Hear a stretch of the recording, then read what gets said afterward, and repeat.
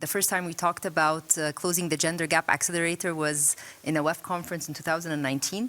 Little did we know that the pandemic was going to hit. Nonetheless, what is very important for countries is that gender parity is not just a public policy, but it has to also go all the way through the private sector, which all countries are aspiring to be the bigger employer. So that is one of the key attractions of the accelerator. The other important point in the case of Egypt is we work with a lot of development partners and international institutions. And as you mentioned, global trends today talk about inclusion, talk about skills, digital skills, and also green skills. And it's very, very important that as we are designing our own policy and our collaboration with international institutions to keep these objectives in mind, but also to try and collaborate with the private sector, make them aware of the public objectives that we want to move ahead, the statistics.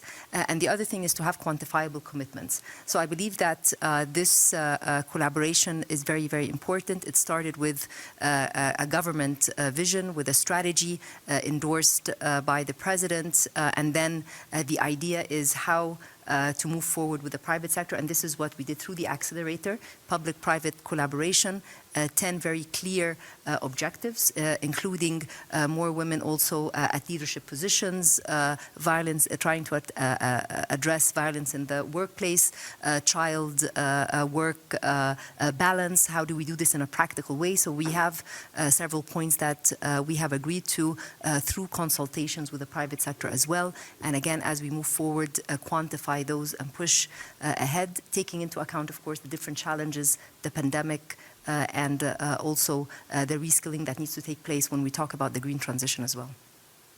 Thank you very much. I think, Robert, you said, or Megan, you said that specific groups, but then at the same time there needs to be a holistic agenda.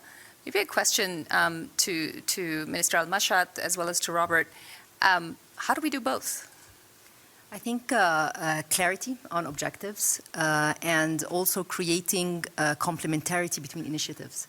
And that's why the word collaboration is important. It's not just collaborating on ideas, but making sure that if I have, for instance, in our case, working with the World Bank, EBRD, USAID, and the private sector, UNDP, the WEF, each one has a comparative advantage. We all have very clear quantifiable goals, but everyone is supporting and we're trying to reduce redundancies. So I think that is very important. In a time where resources are scarce, and you want to push, either through establishing daycares or trying to increase capacity building or do mentorship programs between private sector companies. So some of the successful examples in one country can be replicated. So all of this requires resources, and the best way to move the agenda forward is if you look for these complementarities, and it only happens through transparent platforms. And that's the importance of the closing the gender gap accelerator in our case.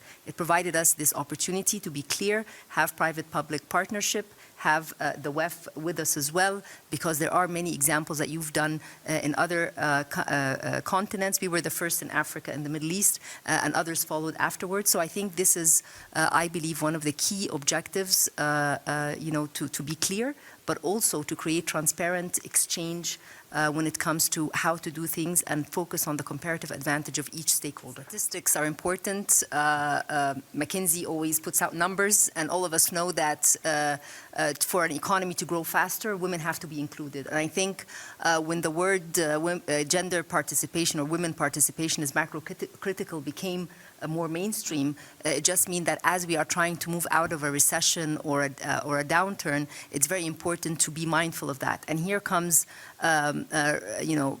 infrastructure for financial inclusion, so that if there are ways to mitigate impacts of shock on women, you're able to do it. If you are doing social safety nets so that you encourage women to take their girls to school, these are well-designed, targeted programs at times that are very mindful of this idea of pushing the economy forward, and it's all of us know now, and statistics has proven once and again that women are the most vulnerable, but when they are active, GDP goes up, and then both men and women are better off. So I think that, we keep on repeating these statistics. They have sunk in, and I believe that governments today, when they are, in order to have a compelling case to attract foreign investment or to have a compelling case to create partnerships with international institutions, you have to be mindful of that, integrated in your strategies, and that's the only way you can move forward. So I think the more we speak about it, and this has been very successful in the past, and we should continue doing this, and I think we should also be showcasing successful examples so that we can scale them, replicate them, and not reinvent from the beginning. We created this company-to-company mentorship. How do they do it? So sometimes it's, some are more advanced, some of them already have these metrics, others don't, to show the benefits of it from a financing point of view.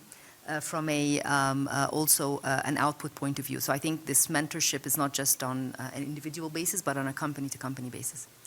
Let me give each of you a final question. We're here in Davos 2030. What would you wish to have happened by then on this agenda, since we are discussing the new frontiers of diversity, equity, inclusion? And Megan, I'll start with you. Robert next, and final word to the Minister. I mean, it's going to sound, like I'm just repeating, but to me, every leader here from every dimension should be accountable, and there should be a financial, meaningful amount of accountability for their performance on DEI. I think that would then translate into significant success and movement on this agenda. I would hope and actually believe that we will have global systems of opportunity, and they will be well understood, and they will be available to be accessed, and they will be resourced in a way that citizens on this planet, if they have interest in participating in this economy, they can do it and not necessarily have to migrate in order for that to happen. They can do it in their home countries because each of their countries has realized the importance of creating sustainable economic infrastructure and leveraging their people, which is typically the greatest asset of every country, to participate and support the economic growth of those countries. Thank you. Judging by the past few years, we know that we are going to be hit by some sort of challenge between now and 2030. And I think that what has happened over this course of the different crises has created more resilience for all of us to be faster in thinking how to solve issues. So I think between now and 2030, I think we have enough to be creative in case we are hit by whatever global challenge shows up. Again, this is an agenda which is very high on governments, dialogue and discussion with the different stakeholders. Thank you very much. I think you've provided us with a powerful vision for what we need to aspire to in the next few years. Thank you again for all of your comments.